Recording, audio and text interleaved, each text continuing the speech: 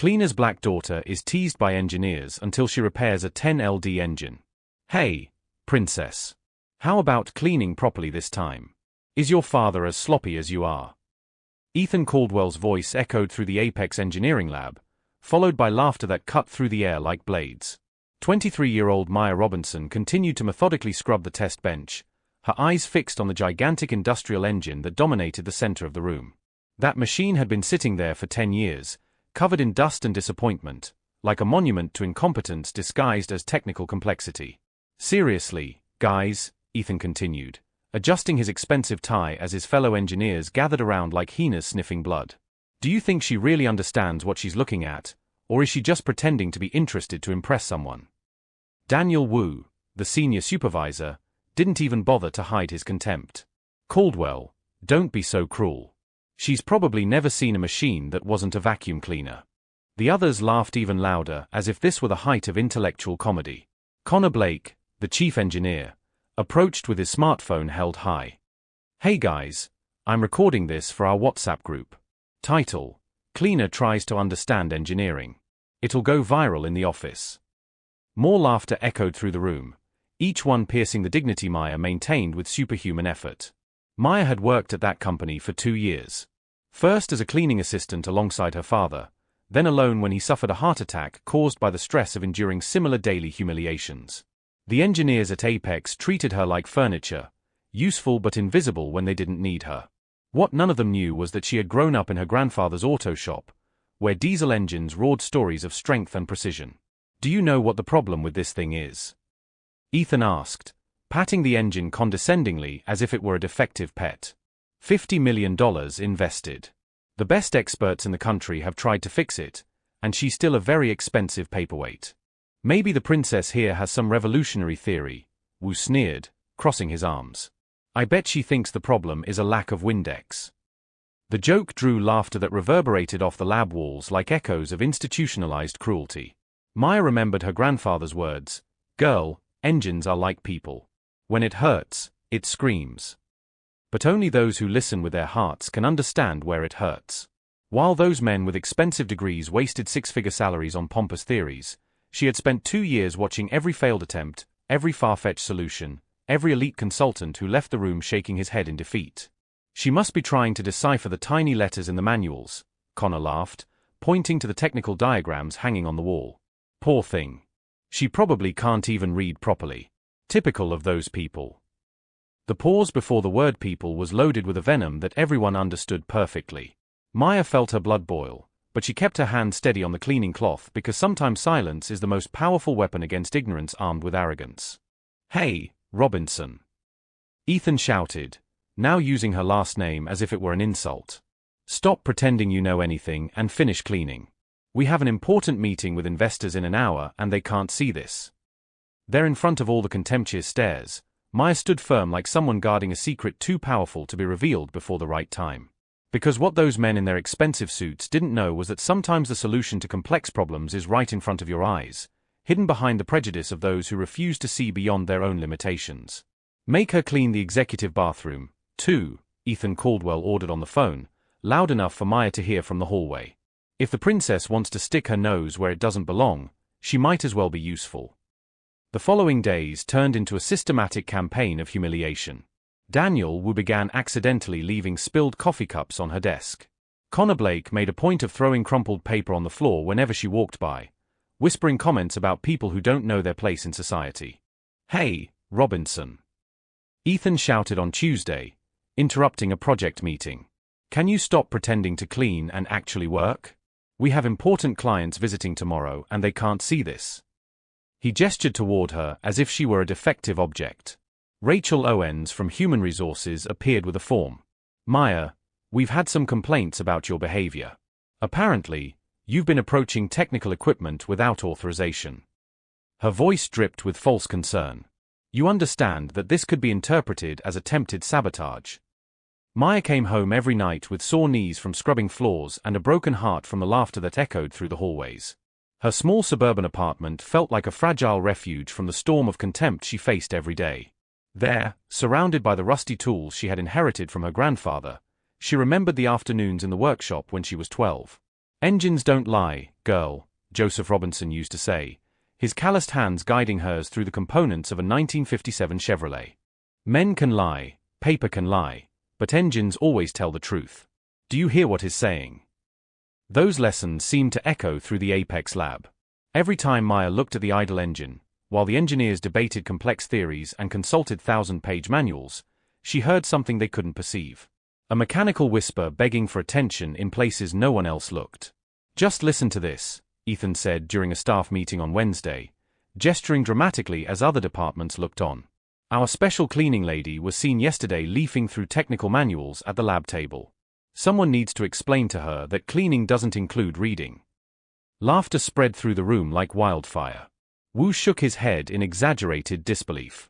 Maybe she thinks she'll discover something that 50 trained engineers haven't been able to figure out in 10 years. That kind of behavior is exactly what we expect from, well, you know, Owen said, lowering her voice conspiratorially, people who grew up without a proper family structure. No sense of social hierarchy. Maya remained invisible behind the glass door, organizing cleaning supplies while absorbing every poisonous word.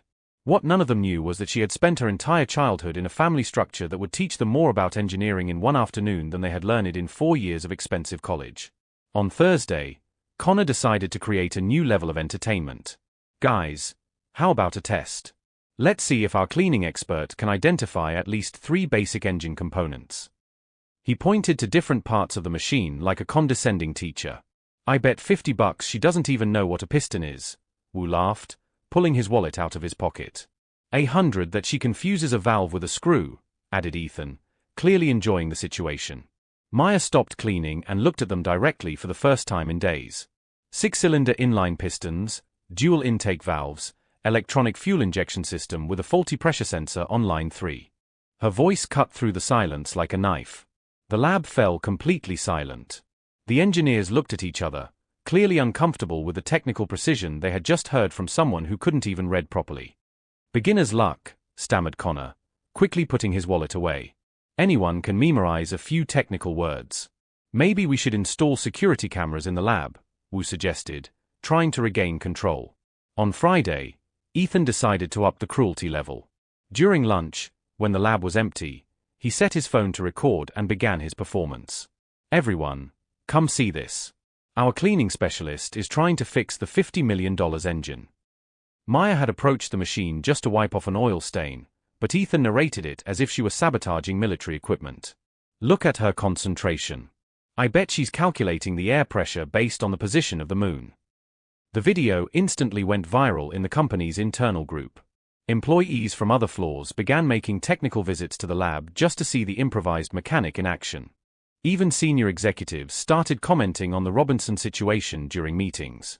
Did you see that hilarious video? Asked Sophie Grant, director of marketing, during an executive meeting. At least we know our cleaning equipment is interested in the job. But while everyone laughed, none of them noticed what was really going on. Maya wasn't trying to fix anything at that moment. She was observing, cataloging, memorizing every detail that those experts had ignored during 10 years of million-dollar failures. Each new humiliation only strengthened something inside her that her oppressors couldn't see. A quiet determination fueled by the very injustice they tried to impose. Like an engine being primed to fire at exactly the moment no one expected it. The weekend passed like an eternity. Maya Robinson relived every humiliation, every laugh, every contemptuous glance from Friday. But on Sunday evening, while organizing her grandfather Joseph Robinson's old tools in her small apartment, she discovered something that would change everything. A worn technical notebook Joseph had kept for 40 years. On the first page it read, engine problems always have 3 causes: air, fuel, or spark. Complicated engineers forget the simple. Machines don't lie, people do. Her grandfather's voice seemed to whisper directly into her ears, like advice from beyond the grave. That night she studied every technical manual she could find online about that specific 10LD engine model. Every margin note from Joseph became a guide. Monday morning, Maya returned to the lab with a quiet determination no one noticed. The mockery continued as usual. Hey, princess, Daniel Wu called during coffee break. I hear you can identify engine parts. How about impressing us again? Laughter echoed, but this time Maya noticed something different, a defensive tone. For the first time, She realized they were afraid. The piston joke from Thursday had unsettled them, and now they were doubling down to regain control. You know what, Robinson? Connor Blake sneered. Since you're so interested in our $50 million engine, how about we give you a real chance? Bet you can't even identify the main problem. Ethan Caldwell clapped like it was a grand idea. Yes, let's make a bet. If she points out the problem, each of us pays $100. If she fails. He paused for effect. She never sets foot in this lab again. Within minutes, nearly 20 employees gathered, expecting a comedy show. Rachel Owens from HR even brought popcorn. Take the challenge, expert, Wu taunted. Or admit it's all a facade. I accept, Maya said calmly. The room erupted with laughter. Then a voice cut through the noise. May I observe? Everyone turned. Standing in the doorway was Henry Lawson, the retired consultant engineer, a living legend who had designed engines for major aerospace companies. Connor straightened nervously. Of course, Mr. Lawson. But it's just a joke. The cleaning lady thinks she knows engines. Lawson studied Maya. What's your name, young lady? Maya Robinson, sir. Lawson froze for a moment. Robinson. Are you related to Joseph Robinson, the mechanic from Fifth Avenue? Maya's heart skipped. He was my grandfather, so did you know him? Lawson smiled warmly. Knew him? He taught me more about engines in 1980 than any professor. If you have half his talent, these men are about to learn a valuable lesson. The room fell quiet. What had been a joke now carried the weight of history. Go on, Miss Robinson, Lawson encouraged. Maya approached the engine. She placed her hand on the steel, closed her eyes, and listened. To the others, it looked like theatrics. But Lawson recognized the practiced calm of someone who truly understood machines. You hear that? Maya said, pointing to the base. Subtle vibration. That's the first problem. Clogged secondary cooling line. The primary sensors never caught it, so the engine's been overheating invisibly for years. Lawson nodded. Of course. How did we miss that? Second problem, Maya continued, pointing at a tiny valve, is calibration. The pressure valve is set for sea level. But we're 600 meters above sea level. Atmospheric pressure is different. Your data's been skewed for a decade. Lawson's eyes shone with recognition. Brilliant. The engineers shifted uneasily. And the third problem, Maya said, turning to the electronic panel, is pure negligence. You installed a monitoring system, but never calibrated it to this exact engine model. So for 10 years, you've been reading the wrong data. The engine wasn't broken, you were. The words landed like thunder. Lawson laughed in admiration. Sam Robinson was right as always. Miss Robinson, you've just solved in 15 minutes what cost this company $50 million in consulting fees. Can you prove it?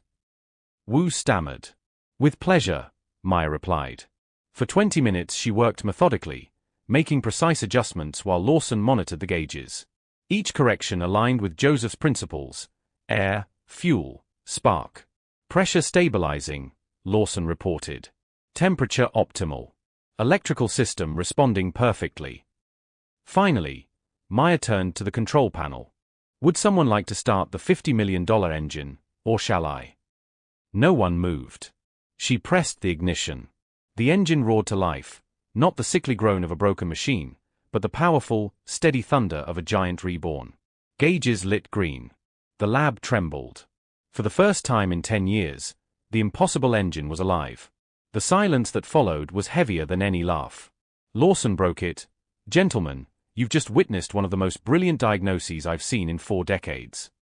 Executives who had laughed at Maya's viral video turned pale. Sophie Grant, the marketing director who once mocked her, forced a smile. Maya, what an impressive demonstration. Perhaps we can talk about how you treated me like trash? About the racist jokes? About the video you made to humiliate me? Maya cut her off. Grant froze. Ethan Caldwell, Daniel Wu, and Connor Blake stood speechless, their arrogance collapsing into shame. 3 months later, Maya Robinson walked the halls of Boeing as a senior consulting engineer. Henry Lawson had kept his word. introducing her to aerospace executives who immediately recognized her rare talent. Her first project saved Boeing $3 million. Within weeks, she was asked to lead a new preventive diagnostics division. Meanwhile, Ethan Caldwell was fired after an audit revealed he had signed reports he never understood. Daniel Wu was demoted to junior technician. Connor Blake was transferred to a remote branch under supervision. Rachel Owen's HR career ended when her role in discrimination went public. Sophie Grant became a receptionist. Recruiters refused to hire the woman from the viral video. Apex Engineering was fined and forced to implement diversity programs. The resurrected engine still ran flawlessly, now bearing a plaque, prepared by Maya Robinson, Intuitive Diagnostic. At a conference, Lawson introduced her proudly. Her grandfather Joseph taught me in 1980 that engines are like people, you must respect them to understand them. And today, Maya has proven that wisdom is priceless. Maya smiled, fingers brushing the necklace with her grandfather's photo. The hall erupted in applause as she delivered her talk on humility, observation, and respect, values no degree can teach. Millions watched online. This time, the video went viral not as mockery, but as inspiration. Maya Robinson had turned humiliation into triumph, prejudice into purpose, and injustice into opportunity.